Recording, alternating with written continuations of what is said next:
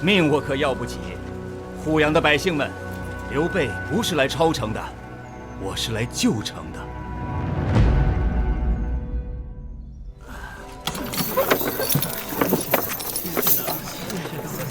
谢谢老爷，来，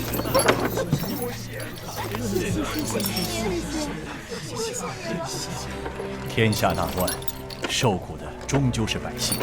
为了军饷粮草，关东联军四处劫掠烧杀，户阳城的百姓死的死，伤的伤，家园尽毁。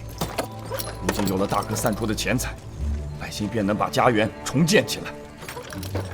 而泾阳城，大哥先行冒充董卓军抢掠，于是泾阳百姓对西凉军恨之入骨。当关东联军到来，他们自然热烈欢迎，百般殷勤。这样一来，打消了关东联军抄城杀掠的念头，反倒救了他们一命。